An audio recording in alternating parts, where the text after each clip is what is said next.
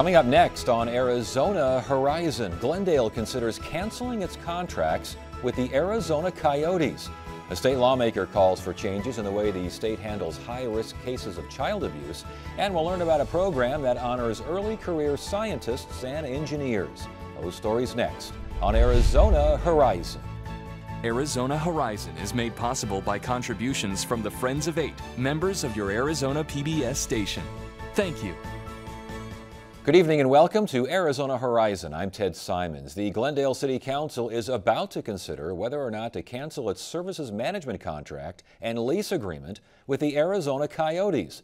Mike Sunnix of the Phoenix Business Journal has been following the story, and we should mention we're live here at 5:30. This program will rebroadcast at 10 o'clock. By then, who knows what has changed, but for now, what is going on? Well, just this week, the city posted on its website that it was going to have a special meeting tonight at 6 on whether to get rid of this, cancel this 15-year, $225 million contract lease deal they inked with the Coyotes ownership back in 2013. It's a huge twist, dramatic twist and turn in the saga of this hockey franchise, and we'll see what they do tonight. They could cancel it, and then we could go down a whole new road of options. Well, and we'll go down that road in a second here, but the agenda for the meeting cited a state statute regarding bargaining with a city government or a municipality bargaining with another entity, and if that entity is somehow involved with the other bargaining party. What's going on? It sounds like the city of Glendale is saying there's some double dealing going on. This kind of centers around Craig Tendall, who was Glendale city attorney for a number of years, served in that capacity during a lot of these negotiations with various groups wanting to buy the Coyotes. He left Glendale in 2013 and landed at the Coyotes as general counsel. And there's an opinion that Terry Goddard put out in 2008 as attorney general. There's that statute that people are pointing to that allows a government entity to cancel a contract if something like this happens, where you're attorney or you're a party for the state agency or a city government, you ink a contract with somebody and then you go work for them. So no quid pro quo type stuff, no conflict of interest type stuff. And you can do that within 3 years of the contract. 3 years. So if he does it within 3 years, the government entity has standing to cancel this thing. I think the Coyotes will argue that, Tendall didn't work on their deal. He was already out of the picture. He was getting some severance during that time. I think you'll see the city, if they will certainly argue otherwise, and this could be one of their main contentions to try to get out of this thing, the cause. If they do this, we're certainly probably going to see some legal action from the team on that and other fronts. I was going to say, from a distance, it appears that the city of Glendale is looking for a way to get out of a contract that is not working well for the city. Yeah, the city's been losing money on this thing. They put out a report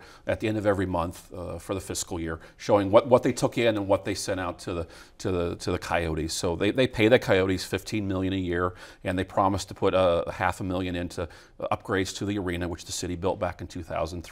In exchange, the Coyotes share some revenue with them for naming rights and parking surcharges and their sales tax revenue. The latest report that came out, the city's in the red $6 million. So they're looking at this like, well, we're just throwing good money after bad. There's another tack that the city could take. They want to renegotiate some of the terms of this, try to get a better deal. And Anthony LeBlanc, the CEO of the Coyotes, put out a statement today saying that's the reason they're doing this. They're trying to get the Coyotes to come to the table to renegotiate things.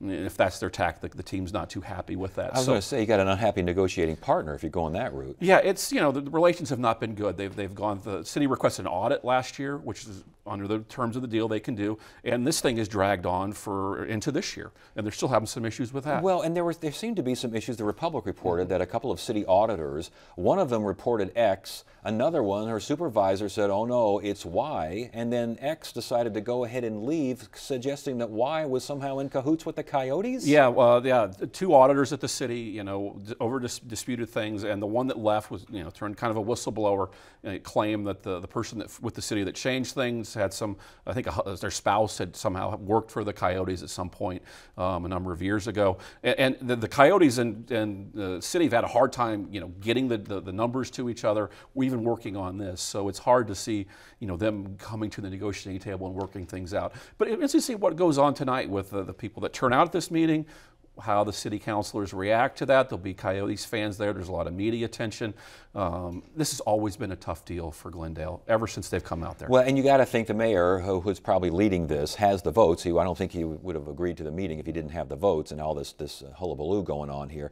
As far as Glendale's finances are concerned, though, can they afford for a major tenant, the major tenant of that arena, to dry up and go away? If not this year, because legal proceedings will probably drag this on a little bit, but this it's just the long mile. Yeah, this has been the quandary for them all along, and this came up at other ownership meetings they've had and sale meetings and deal meetings. You're losing money on this arena. You have debt on it. Are you losing more money if it's empty? You know, the idea was you're bringing in tax revenue activity. Maybe things will get better out at Westgate. The outlet malls are out there. Now the iStar that owns it, the commercial real estate company, has done a better job of getting restaurants and businesses out there. But it's still a challenge that Coyotes still lose money.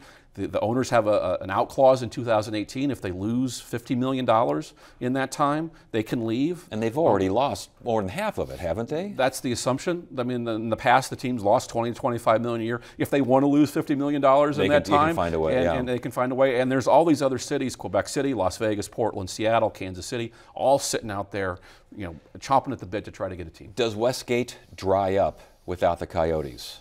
I don't think so, because you've got the outlet mall out there. I think that's actually got more people out there than in the past. It would certainly hurt. They've been challenged to get concerts and competing with the arena down here, downtown Phoenix, and other venues. But I don't think it's as in a bad a shape as it was before, because you have more stuff out there now. There's a hospital going in across the street. There's a little bit more activity. It's become a little more of an employment center. But that is an anchor of the area, is having that arena and those games there. Does Glendale's opinion and West Valley's in general opinion of a casino nearby change if the Coyotes leave? I don't think so. I think, you know, Glendale has changed their tune on that with a change in mayor and council. When Scruggs and Ed Beasley, you know, opposed that strongly. Wires and the folks there now are okay with it. I think, you know, again, there's a split decision on that. It brings in more people, right? It brings people in the West Valley, or does it take away from Westgate? But I don't think it changes anything there. Last question, and again, we're live here at 5:30, but at 10 o'clock this program will rebroadcast, so things will likely change quite a bit by then. But for now, if Glendale goes ahead and says we're not honoring this contract because of X, Y, and Z, what does that do to Glendale's image? Well, the Coyotes say they'll probably take them to court. We'll see a lawsuit, and it certainly adds to the problems they've had. You just had a city manager leave under pretty terse relations with the mayor. You've had a lot of turnover there. They had the bad relations with the Cardinals during the Super Bowl, and the region seems to get around still getting events to the UOP Stadium despite Glendale, but it certainly doesn't help their image. All right, we will see what happens later tonight. Mike, good to have you here. Thanks a lot.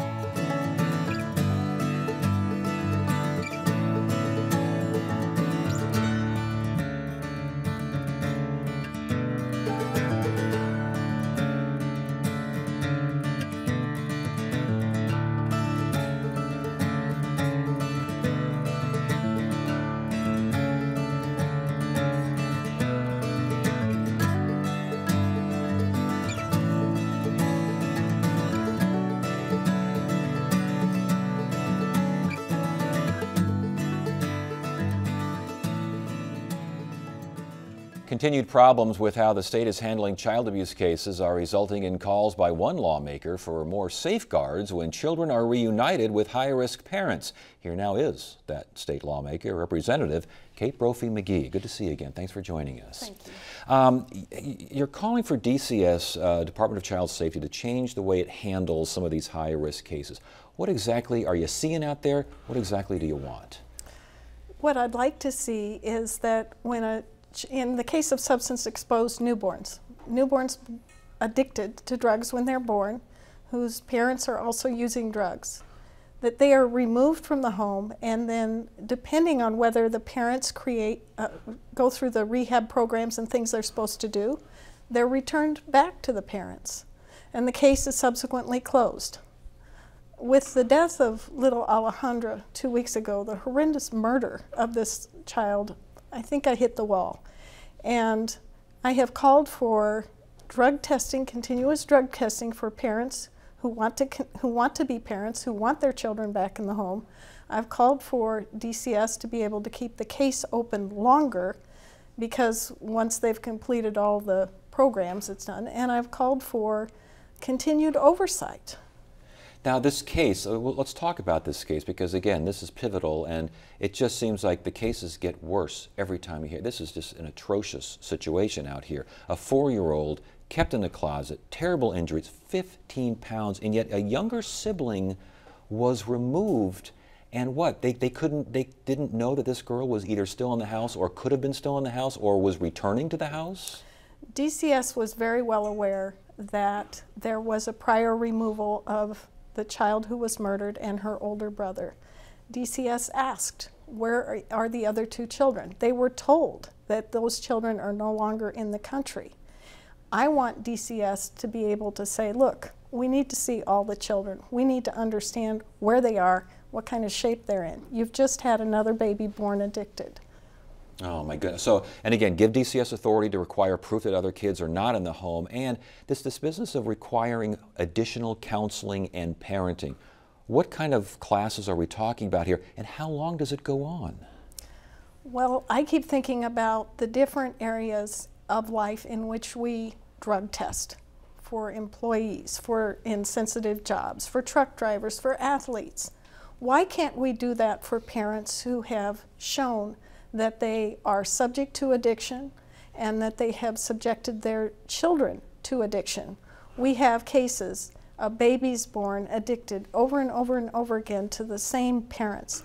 I hear from foster parents, I hear from grandparents about the fact that the mom can't get straight, the dad can't get straight, and these kids keep going back in these homes. It's not safe. We require more of foster parents to hold these children. And then we turn around and put them in an unsafe home. It makes no sense. And yet there are those who say that the emphasis on family reunification is, in the long run, even if it's not a very good, obviously a horrendous situation you want no part of, but even if there are question marks and it's not the best, it's still better for that child. You've heard those arguments. My question is, at what point does a family quit being a family? When is it not a family? So when you have parents who are addicts, who continually take drugs over and over again, I would say that the children's rights to a family need to be considered. The impact, though, in all this of too few foster families out there. It's one thing to say, let's get tough on these kids, on these families, get these kids out of there. Where are they going to go? I think that that is something that we're dealing with. We have found places for these children. What I do know is that what happened to Alejandra should not happen to more children.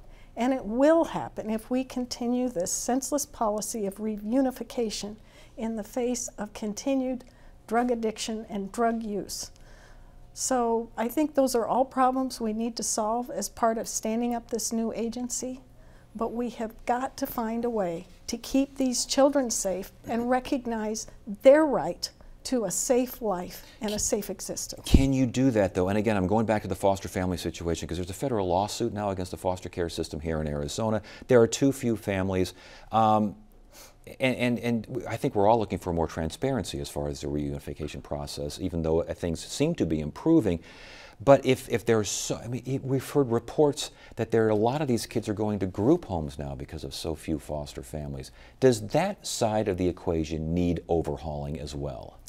One of the bright things we heard in our DCS oversight meeting 2 weeks ago was the fact that Arizona scores high on national standards on the safety of our foster homes and our group homes, that the amount of problems that are experienced there is better than the national average.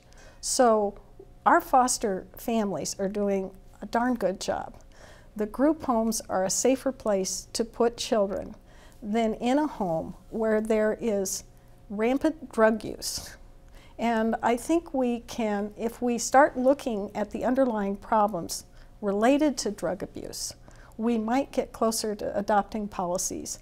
But at the end of the day, it's keeping these kids safe. So do you believe that right now there is too much of an emphasis on family reunification? I do. I think family reunification needs to be considered not just with the parents in mind, but with the kids in mind. Kids need a family, and they can't. If I could tell you the number of stories I've heard where children have been removed from their parents' home, their birth parents' home, 3, 4, 5 times, and mom and dad still can't get it right. These kids deserve a future. And yet we will hear from folks, I know we will, who will say that DCS or CPS in its day took my kids for this reason, took my kids for that reason. They abused their authority, they overstepped their bounds. How do you strike that balance? Can you strike that balance? Is perfection being sought after here, and perfection just simply can't be found? I don't know that we can ever strike that balance, but when it comes to substance abuse and addiction, I think we can get this better than what we're doing. And but before we let you go, I want your thoughts on the job DCS is doing. We had another recent report in Mesa. A caseworker left a card in the door, and we wind up with a child dead again. Overall, what are you seeing out of the new agency? What are the challenges of the new agency?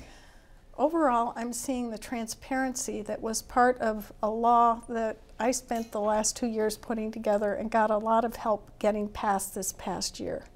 If you think about it, we're finding out real time, the week it happens, the day it happens, what DCS's involvement in these children and these horrible cases are. We can learn from that.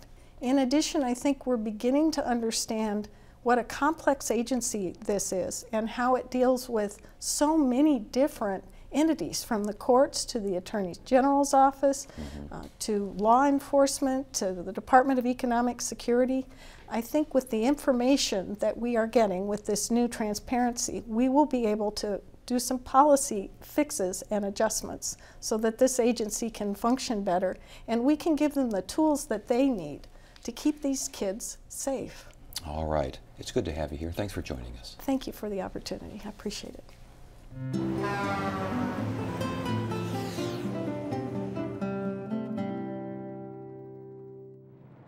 In northwest Arizona, just off State Route 95, stands a peculiar monument to the town of Oatman. Oddly, the marker is 15 miles from the town it honors.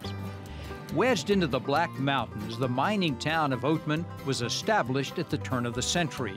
By the 1930s, nearly 2 million ounces of gold had been extracted from the surrounding mines. The price of gold and World War II forced the closure of the mines in the 40s.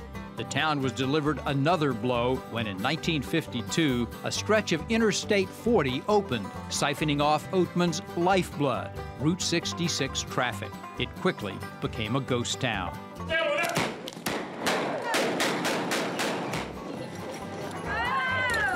Route 66 is again its lifeblood.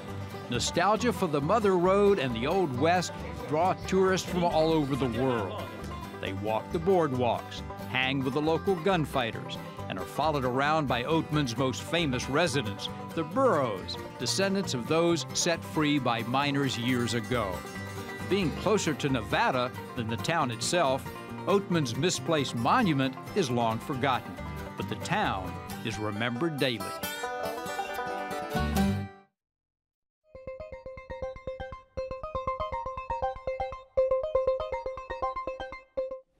Tonight's edition of Arizona Technology and Innovation is a look at the future. Science Foundation Arizona recently announced the 2015 class of Bisgrove Scholars, a group of pioneering early career scientists and engineers from around the world. Joining us now is Mary O'Reilly. She is Scientific Program Officer for Science Foundation Arizona. And we're also joined by 2 Bisgrove Scholars, Dr. Heather Emedy and Dr. Candace Lewis.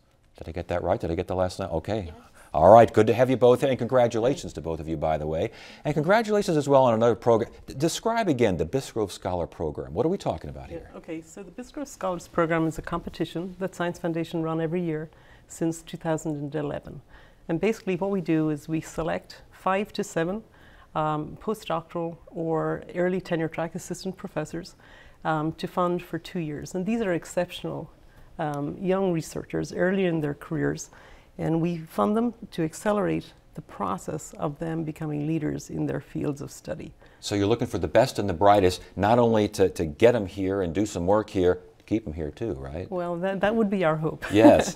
And what we would like, though, is if they don't stay in Arizona, and we really hope they do, but that they become ambassadors for both Arizona and all of the good work that we do here. Well, let's speak to a couple of the winners here now. Heather, you focused on powder and particulate science and a uniformity therein. Explain, please. Yes. So as a chemical engineer, I was trained to design chemical processes and products that were mainly focused on liquids and gases. Particles we didn't learn about, they're largely ignored. And now I know the reason for that. It's because they're so difficult to describe, and there's not one single equation to describe all of them.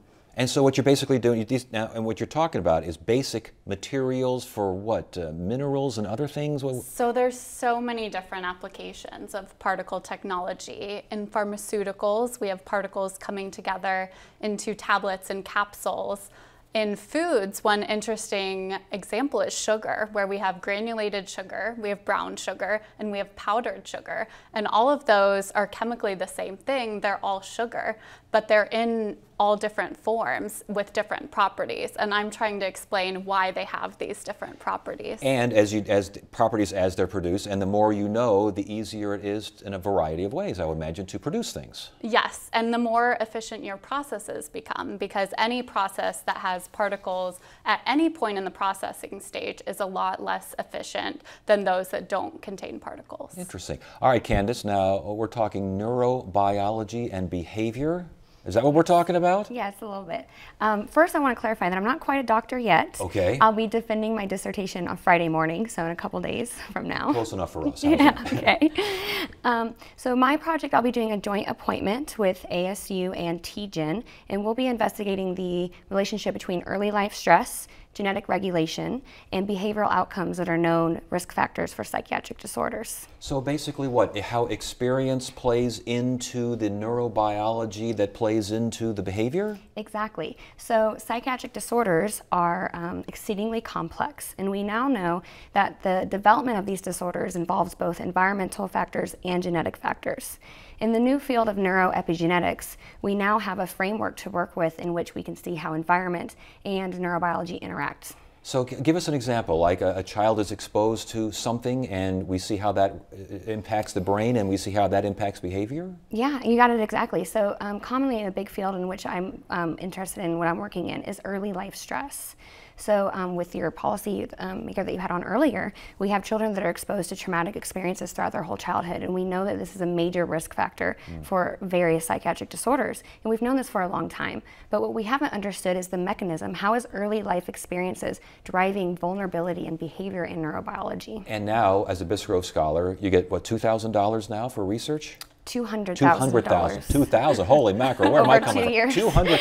Wow, that's fantastic. Can't do much with 2,000. No, no, and $200,000 your arena as well. Yes. That's got to be awfully helpful. It is, especially as a new faculty member. I've been at ASU now for only 6 months, and this is my first funding, and it's extremely challenging to get funding as a new faculty member. So this is really going to help jumpstart my career. And the research stays at ASU. Yes. Research at TGen and ASU. And ASU. So again, and again, this, Mary, this is the idea, to get the universities involved, to get the TGens of the world involved, to get these folks here working and keep them here working. Yeah. So that is the whole reason behind this is for Science Foundation Board. All of us really, and I think all of us collectively in this room, want Arizona to be a real strong innovation hub. We want to bring more high technology to the valley, diversify the economy. And part of that, to be able to support all of that, we need to have a very strong infrastructure, research infrastructure and innovation infrastructure. And we are doing our part to meet that goal by supporting the Bisgrove Scholars. Well, it sounds like a very promising future with our 2 scholars here. Congratulations again to both of you, and congratulations to the Bisgrove Scholar Program. We'll await next year's winners as well. Absolutely. The RFP will be out in July. All right, sounds Okay, good. great. Thank you very much. Okay, thank you. Thursday on Arizona Horizon, we'll hear about new research that shows a link between diabetes and Alzheimer's disease, and we'll speak with the authors of a book that measures the value of water beyond its monetary worth. That's on the next Arizona Horizon. That is it for now. I'm Ted Simons. Thank you so much for joining us. You have a great evening.